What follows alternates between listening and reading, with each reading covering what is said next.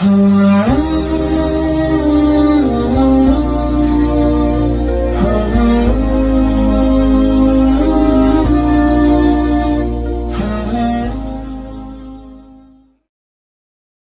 بالله من الشيطان الرجيم. بسم الله الرحمن الرحيم. إلا تنصروه فقد نصره الله إذ أخرجه الذين كفروا ثاني اثنين إذ هما في الغار إذ يقول لصاحبه لا تحزن إن الله معنا فأنزل الله سكينته عليه وأيده بجنود لم تروها وجعل كلمة الذين كفروا السفلى وكلمة الله هي العليا والله عزيز حكيم. سبحانك لا علم لنا إلا ما علمتنا إنك أنت العليم الحكيم. دین نروان دی آیاتون مبارک کے اللہ تعالی جل شانہ عم نوالہ اغا مؤمنانو تا چکم پا غزوہ تبوک کے شمولیت نے سستی اور غفلت اختیارو اغیت تنبیہ اور خبرداری ورکو اور بیائی وتدام ویل کتاسو دی جہاد للا نڑے او دا اللہ دا پیغمبر سرا پا غزواتو کی شریک نشولے نو اللہ بدل عذاب درناکم در کی او تاسو بنیست و نابود کی بالقوم براولی او پا دی عمل سر تاسو چی کم دی اللہ دا اللہ پیغمبر تا سو نقصان نشے رسولی نقصان ہم ستاسو دخپل زان دے. اس دلتا بدی آج کی مزید بیا دا جہاد ترغیب ورکولی شی چی اللہ وی الا تنصروه اے اغا مؤمنانو چی تاسو پا دغا غزوہ تبوک کے اللہ دا پیغمبر شمولیت کی غفلت اور سستی اختیارولا اور امدادم نکولو اگرچہ پا دغا غزوہ کے پزرگون صحابہ کرام تقریباً 1.5 صحابہ کرام پا کے شمولیت کریو او بیا داغی دم رزیات رعب دا روم پا بادشاہ قلب باندے راغی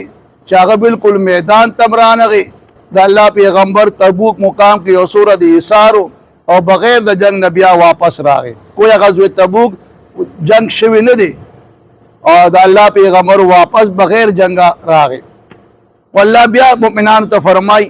کہ تاسو دا دخپل پیغمبر امدادو نکو نو پدی که تاسو هغه ته خو نقصان ورنکړی شو نقصان ستاسو د خپل ځان دی او حالانکه الله د خپل پیغمبر په ډیر ځایونو کې روان دي امدادونه کړی دي الله فقد نصره الله په تحقیق سره الله امداد کړی دی د خپل پیغمبر. اوس هغه واقعه بیانې چې کم امداد الله خپل پیغمبر سره کړی دی چې هغه د هجرت مقدا چې کله کافران په دار ندوه کې راغون شیو او د الله د پیغمبر د قتل کولو یا د وطن د ویستو یا د قید کېدو منصوبې جوړوله آخر کې په دې اتفاق راغی چې د هر قبیلې نه به یو نوجوان واغستلی شي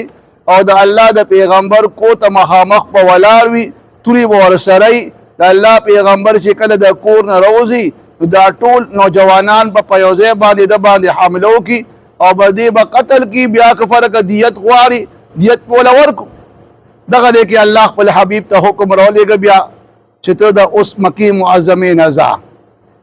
والله هغه منظر پیش کوي چې اذ اخرجه الذین کفروا هغه وخت چې وستلو هغه کسانو کافرانو او دی پیغمبر له د وطن نه وستو او د الله د طرفنا حکم راغی د هجرت نو د الله پیغمبر د خپل کور نه چې کله وته نو د کافرانو چې کوم امانتونه ورسره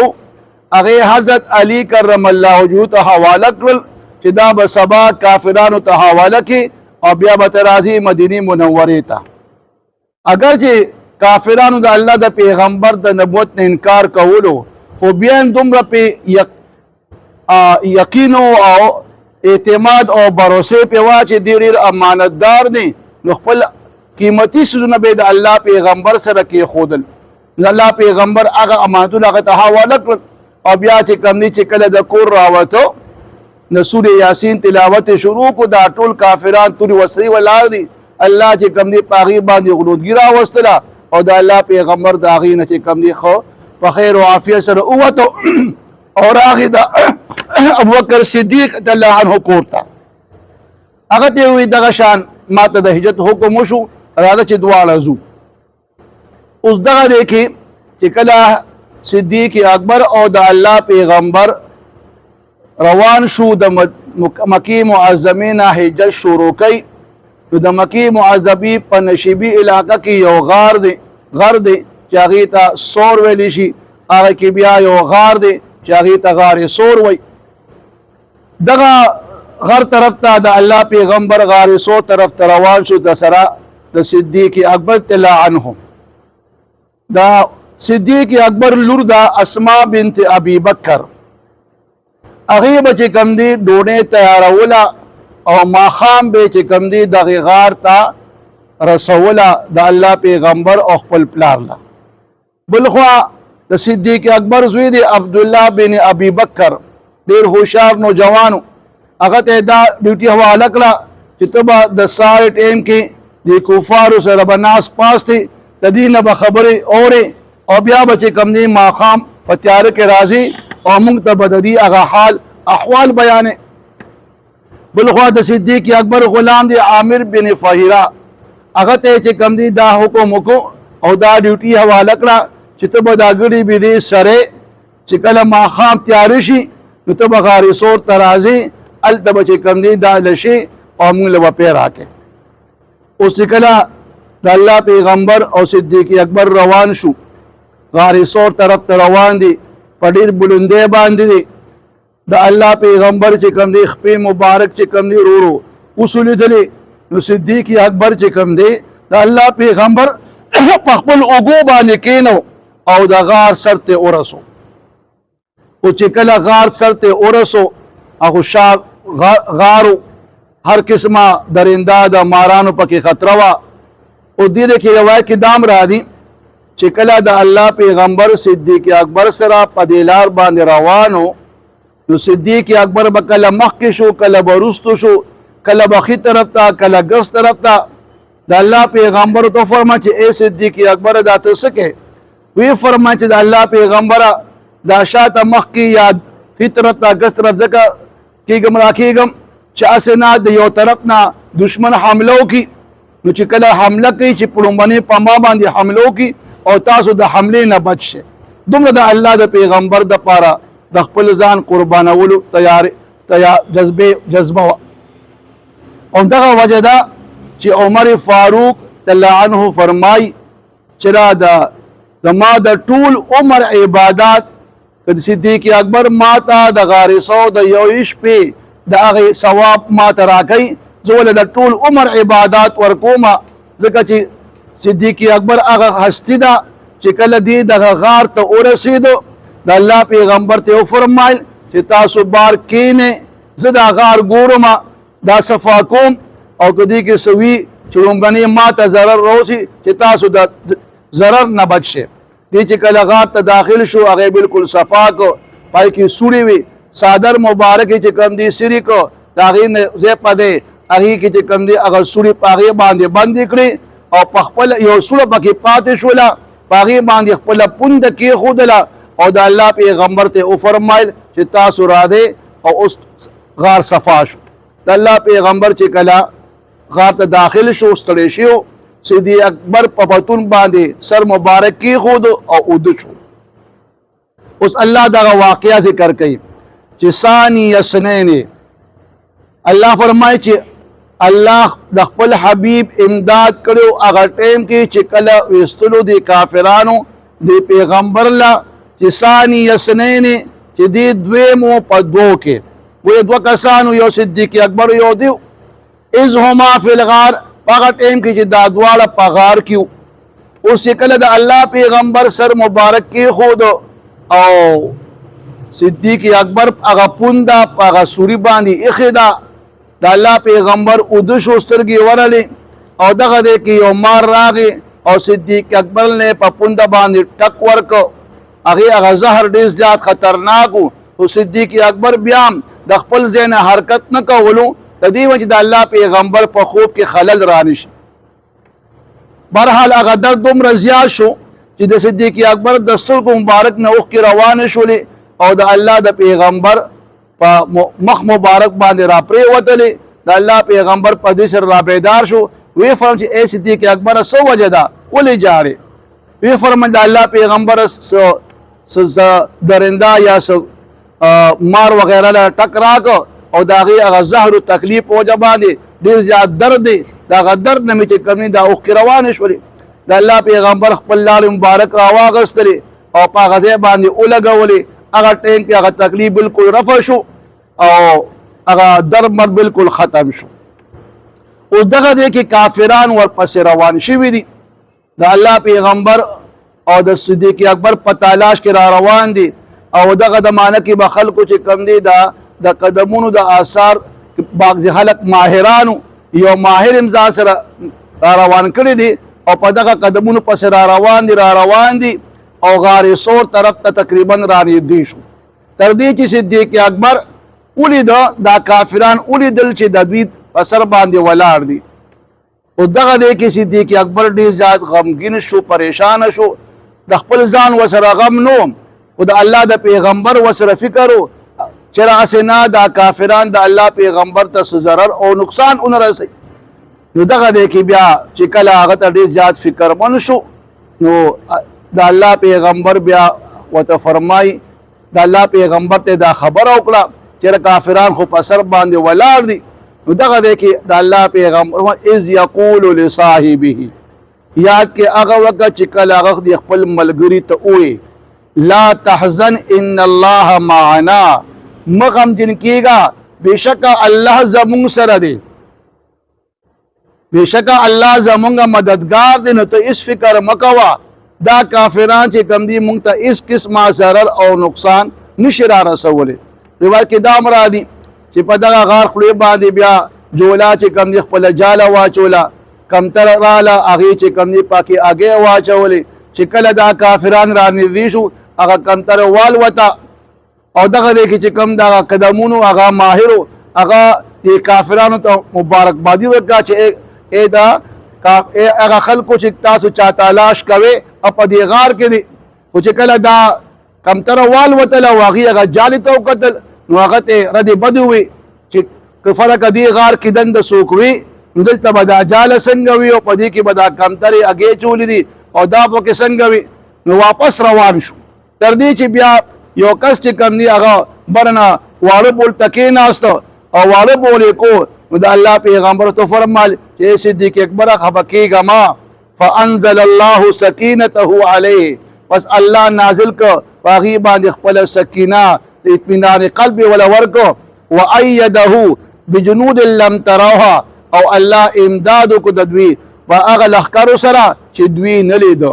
خو دغه دی کې د الله پیغمبر فرمای چې کله دا کافران رال نو د الله د دې زمونږ او د هغې درمیان یو پرده واچوله د فرشتو چې مونږ یې بالکل نشو لیدلی تر دې چې هغه کس واړه بول کولو او مې چې کوم دی د الله او د صدیق اکبر لاندې نه لیده ځکه منځ کې فرشتو چې کوم دی باقاعده یو آل او یو پرده جوړه کړې وه چې هغوی ته د الله پیغمبر ورته نه ښکارېده او دغه دی کې به بیا اسما بنت ابي بکر ماښام ډوډۍ راوړه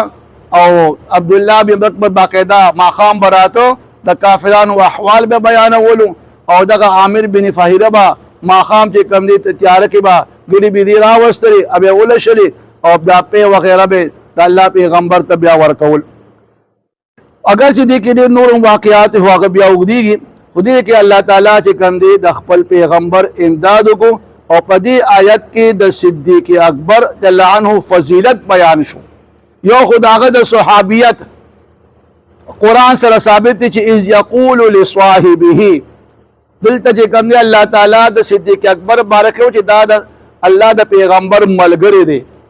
گویا کو څوک د صدیق اکبر دا صحابیت نه انکار کوي نو هغه کافر دی ځکه د دې آیت نه بیا دی انکار کوي نو صحابه کرام بارک دا خبره نه ده که د هغې د باره کې څوک انکار کوي نو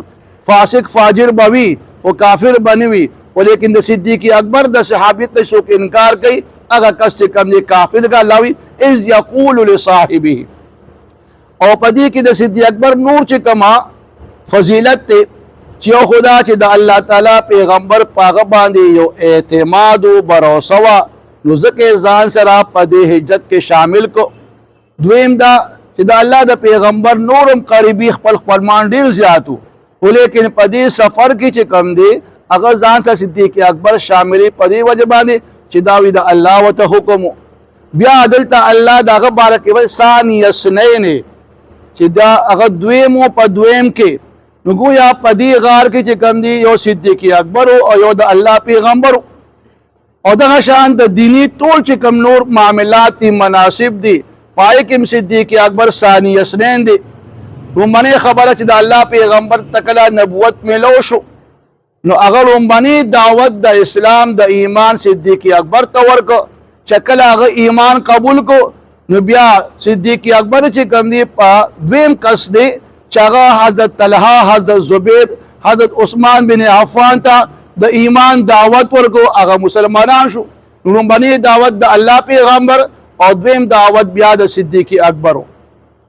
بیا ورپسې چې کوم دي ثانیستین بارکه چې صدیق اکبر هغه شخصیت ته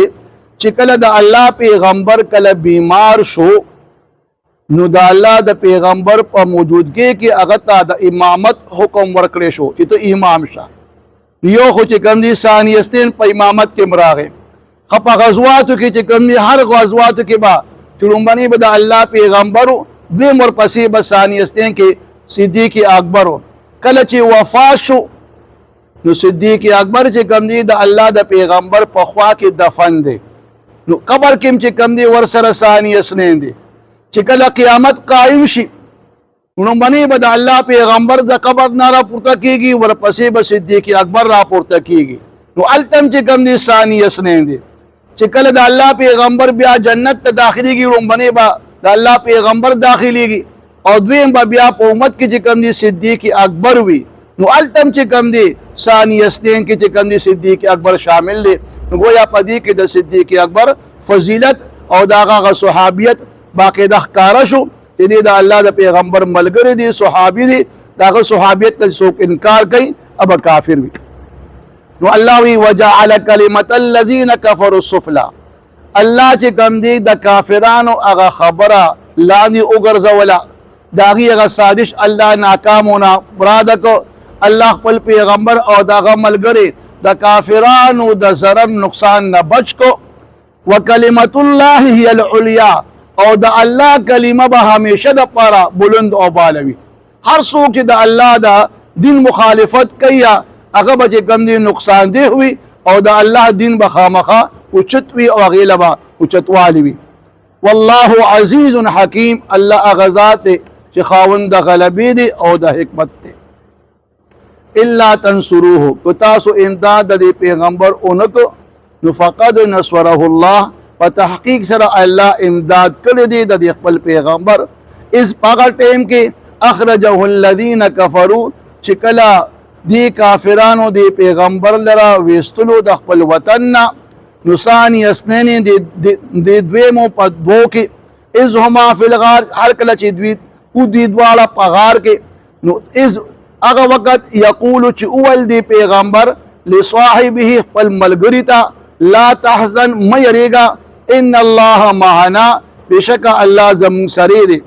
فانزل الله سکینته علیه پس الله نازل کړ سکینه د اطمینان په هغه باندې وایده او امداد کو د خپل پیغمبر بجنود پداس لخر سره لم تروها چې تاسو اغیلرا نلیدو وجعل کلمت الذين او اوغرز ولا کلمه خبره د هغه کسانو کفرو چې کافرانو السفلا لاندې وکلمت الله هي العليا او کلمه د الله دا به همیشه د پاره بلند بالا او اوچت وي والله عزیز الله خاوند غلبی دی حکیم او خاوند د حکمت ته. الا تنصروه کچر تاسو امداد اونکو نو فقد نصره الله په تحقیق سره امداد کړی دی الله د خپل پیغمبر از پاغه وخت کې اخرجه الذين كفروا چې وستلو دی پیغمبر لره هغه کسانو چې کافرانو ثانی اسنین او دی دویمو په دوو کې از هما فی الغار پاغه ټیم کې چې دا دواړه په غار کې از هغه وخت یقول لصاحبه چې ویل دی پیغمبر خپل ملګری ته چې لا تحزن مه یریږه ان الله معنا بشک الله زمون سره دی. فانزل الله سکینته پس الله نازل کړ سکینه علیه پدې پیغمبر باندې اطمینان قلب ولا ورک وایده او امداد کو د خپل پیغمبر بجنود پداس لخر سره لم تروها چې تاسو غیلرا نلیدو وجعل او وی ګرځولا کلمت الذین کلمه خبر دا کسانو کفرو چې کافرانو السفلا لاندې وکلمت الله هي العليا او کلمه د الله خبر د الله به همیشه د پاره اوچتوي. والله عزیز الله خاوند غلبی دی حکیم او خاوند حکمت دی.